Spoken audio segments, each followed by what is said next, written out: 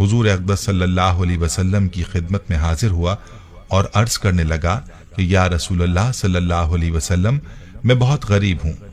مجھے کوئی ایسا عمل بتائیں کہ میں امیر ہو جاؤں اور مجھے غربت سے نجات مل جائے۔ تو حضور اقدس صلی اللہ علیہ وسلم نے اس شخص کو کہا کہ چاول کھایا کرو۔ تو وہ شخص یہ ارشاد سن کر چلا گیا، اور کچھ دیر بعد ایک اور شخص آپ صلی اللہ علیہ وسلم کی خدمت میں حاضر ہوا اور کہنے لگا کہ یا رسول اللہ صلی اللہ علیہ وسلم، میرے پاس اتنی دولت ہے کہ مجھ سے سنبھالی نہیں جاتی، مجھے کوئی عمل بتائے کہ میری دولت کم ہو جائے تاکہ میں اسے سنبھال سکوں۔ تو اس کو بھی رسول اللہ صلی اللہ علیہ وسلم نے یہ فرمایا کہ چاول کھایا کرو، تمہارا مسئلہ حل ہو جائے گا۔ وہ شخص بھی کچھ دیر بعد چلا گیا تو باقی اصحاب نے آپ صلی اللہ علیہ وسلم سے عرض کیا کہ یہ بات ہمیں سمجھ نہیں آئی کہ جو شخص غریب تھا اس کو بھی آپ نے چاول کھانے کو کہا اور جو امیر تھا اس کو بھی آپ نے چاول کھانے کو کہا۔ تو حضور اقدس صلی اللہ علیہ وسلم نے فرمایا، یاد رکھو جب انسان چاول بناتا ہے تو اس کے کھانے میں چاول کا ایک دانہ ایسا ہوتا ہے جو کہ اللہ کی رحمت اور برکت والا ہوتا ہے۔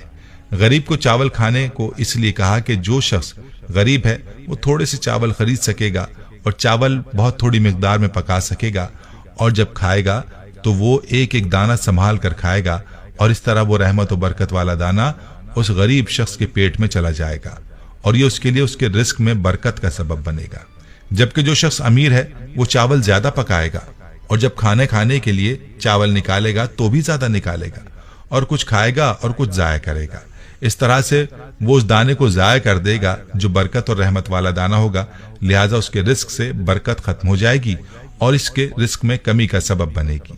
اس واقعے کا تعلق براہ راست اللہ کے ارشاد کی طرف ہے، جیسا کہ اللہ رب العزت فرماتا ہے کہ جب تم اللہ کا شکر ادا کرو گے تو اللہ تمہاری اس نعمت میں اضافہ فرما دے گا، اور رزق کی ناقدری کا کیا نقصان ہے۔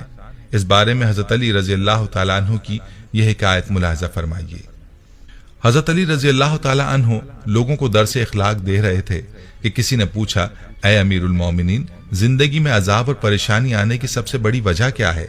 بس جیسے یہ پوچھا گیا تو حضرت علی رضی اللہ عنہ نے فرمایا، اے بندہ خدا، اچانک سے عذاب آنے کی سب سے بڑی وجہ اللہ کے رزق کی بد دعا ہے۔